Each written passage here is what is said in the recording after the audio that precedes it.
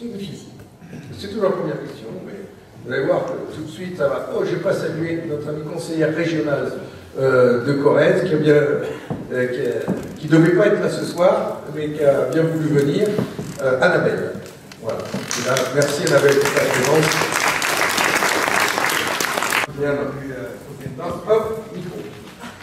Sur l'avenir de la gauche en général. Nous savons qu'il ne peut pas y avoir de gauche à un parti communiste fort.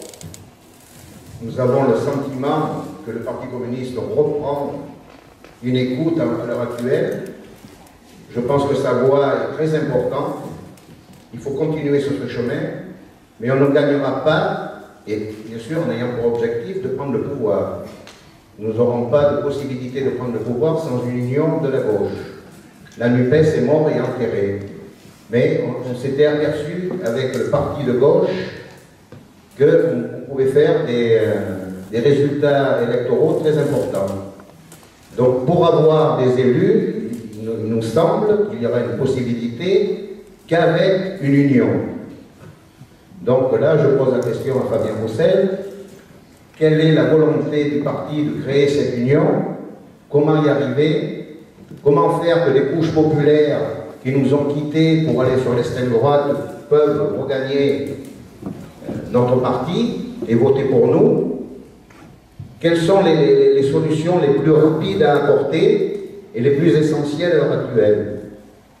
Il semble que la France traverse une période assez difficile par rapport à l'immigration. Là aussi, je crois que le parti a pris ses responsabilités. Et là, je suis fier de ce que j'ai entendu. Mais je voudrais quand même que tu puisses développer largement par rapport à l'avenir que tu vois de cette union de la gauche, comment la recréer, comment faire que le peuple français adhère. Si nous regardons tous les progrès de civilisation qu'il y a eu en France, que ce soit sur les retraites, sur la sécurité sociale, il y avait le Parti communiste. Sans le Parti communiste, ça ne sera pas possible. Donc voilà ma question. Merci pour la question, qui n'est pas la plus simple quand même. Ah oui. Et l'objectif, c'est que j'y réponde pas en 2 heures, parce que sinon je vais tuer la soirée. D'abord, je vais réagir à une chose, c'est comment la gauche peut prendre le pouvoir. Moi, je dirais comment on le gagne, le pouvoir. Comment on gagne les élections? Parce qu'on ne le prend pas, on gagne. Et pour moi, on doit tout faire pour d'abord gagner les cœurs des gens, des électeurs, des électrices. Il faut gagner leurs convictions, il faut les convaincre. Et donc, il nous faut réussir à avoir une gauche qui a suffisamment d'ambition pour le pays, pour le monde du travail, pour la majorité des Français, une gauche crédible, suffisamment forte pour réussir à gagner une majorité. Je ne pense pas, et dans l'histoire ce n'est pas arrivé d'ailleurs, je ne pense pas qu'une force politique toute seule puisse le faire. Et quand la gauche a gagné, sous la Ve République, quand la gauche a gagné, elle a gagné parce qu'elle a su s'unir au moment des élections, mais après le programme commun, c'était en 81, elle a su s'unir là pendant 2 mandats, elle a su s'unir quand nous avons fait la gauche plurielle et aux élections législatives de 97, et elle a su gagner à ces moments-là. Elle a su permettre la victoire de Hollande en 2012 sans participer au gouvernement parce que nous n'étions pas d'accord sur le programme qu'il entendait mettre, mais nous préférions François Hollande à la droite, donc nous avons permis son élection au second tour. En tout cas, chaque fois, c'est l'union de la gauche qui a permis à la gauche de gagner. Aujourd'hui, c'est le même enjeu qui nous est posé. Comment on arrive à construire un rassemblement de la gauche suffisamment fort pour l'emporter, suffisamment crédible pour que les Français aient envie de voter pour lui, et puis une gauche suffisamment en qui on a totalement confiance en elle, parce qu'elle ne reniera pas ses engagements et ses promesses. Alors, à l'issue des élections présidentielles, nous avons construit une alliance qui s'est appelée la Nouvelle Union Populaire Écologique et Sociale, la NUPES. Je ne vais pas refaire le film, mais enfin aujourd'hui, cette alliance est, à nos yeux, discréditée, et elle fait que la gauche n'est pas à la hauteur des combats et des réponses qu'il faut apporter au public.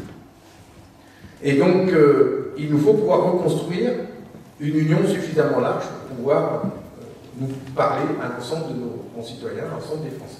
Et je veux venir au cœur du sujet qui doit nous préoccuper, qui fera l'objet de vos questions. C'est qu'il faut que l'on ait une gauche unie, mais qui ait des propositions fortes par rapport à ce qui se passe en France. Il faut qu'on parle de la vie chère, du pouvoir d'achat. Il faut qu'on parle du travail et des salaires, des retraites, du niveau des pensions, du coût de la vie. La gauche, elle a toujours porté un projet qui apportait des réponses fortes là-dessus. Quand elle a été au pouvoir, en tout cas en 80, elle a apporté du progrès pour le monde du travail. Avec la 5e semaine de congé payé, la retraite à 60 ans, l'augmentation des salaires, des services publics, les nationalisations. C'est du même niveau aujourd'hui que nous devons proposer un projet qui permettra tout de suite d'augmenter les salaires, et pas seulement le SMIC, l'ensemble des salaires, de rattraper de 10% les pensions des retraités qui ont été impactés ces dernières années d'une manière terrible. Je pense même que les retraités sont ceux qui ont perdu le plus d'argent ces dernières années. Sincèrement, quand on additionne, parce que je l'entends, quand on additionne la perte de la demi-part pour les veuves et les veuves, la hausse de la CSG, 4 taux de CSG, donc il y en avait 2, le gel des pensions, les mutuelles, hein, quand on raconte le coût des mutuelles à partir de 120 €, 150 € par mois, et que malgré ça, pour certaines maladies, il y a un reste à charge encore à payer, mais moi je me retrouve avec des retraités qui ne savent plus payer leurs factures. Dimanche dernier, dans un banquier, il y a une dame qui est venue me voir avec sa facture d'électricité. Elle dit, Monsieur Roussel, j'ai 85 ans, ma facture d'électricité a été multipliée par 3, j'ai 820 € de retraite. Comment je fais pour payer? Vous croyez que je vais retourner travailler à 85 ans? Je dis, bien sûr que non, madame. Et c'est inadmissible.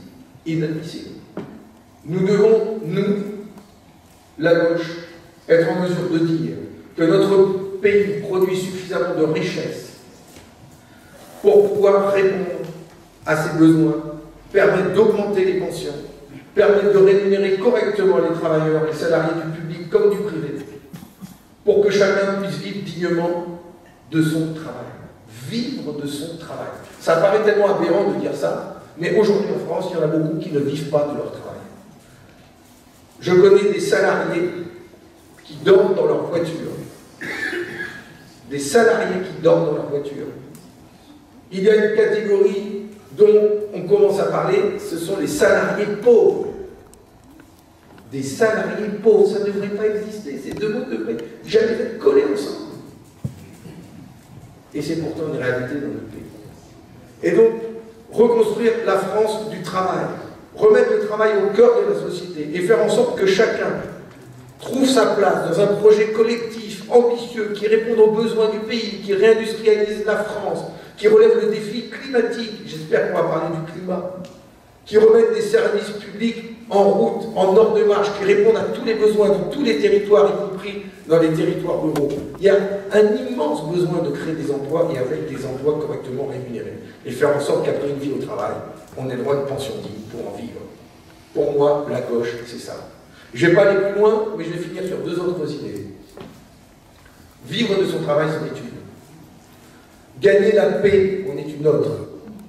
Quand on voit ce qui se passe en ce moment dans le monde, en Israël et en Palestine, en Ukraine, au Kurdistan, en Arménie, moi, mon cœur, tous les jours, saigne. Je suis malheureux. Tous les humanistes, tous les êtres humains, un peu humains, qui regardent la télévision, sont tous les jours, tous les soirs effondrés, comme moi je suis effondré. effondré de ce recul de l'humanité. C'est comme si le XXIe siècle avait oublié ce qui s'était passé au XXe siècle. C'est comme si les horreurs du siècle dernier se renouvelaient. On dit que l'histoire ne se répète pas, et pourtant, on se rend compte qu'elle bégaye. C'est terrible.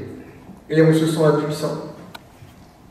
Et on en veut aux dirigeants de ces pays, incapables de résoudre leurs conflits autrement qu'en s'envoyant des bombes. C'est dévastateur.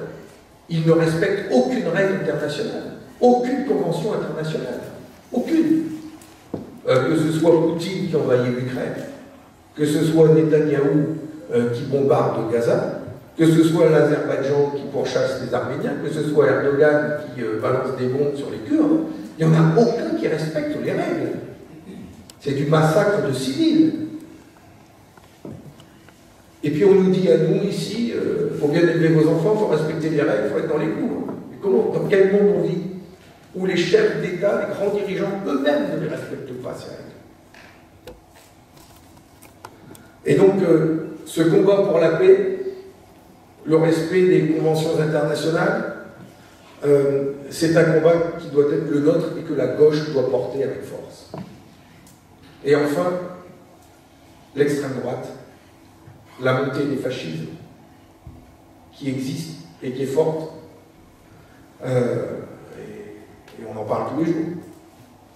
Mais vous voyez, quand j'additionne la question du pouvoir d'achat, la paix dans le monde, l'extrême droite, on se retrouve un petit peu dans les slogans qui nous avaient conduits en 1936 à construire le Front populaire. Le pain, la paix, la liberté. Eh bien, ce combat-là, pour le pain, pour la paix et pour la liberté, c'est le combat qui doit être le nôtre, c'est le combat qui doit être celui de toutes les forces de gauche, du mouvement social, du peuple, pour qu'enfin on arrive à mettre ces combats-là au pouvoir et enfin répondre et aux besoins de nos concitoyens, mais à l'aspiration à la paix et à l'aspiration à la liberté de tous les peuples. Voilà ce que la gauche doit faire pour regagner le cœur et gagner le pouvoir.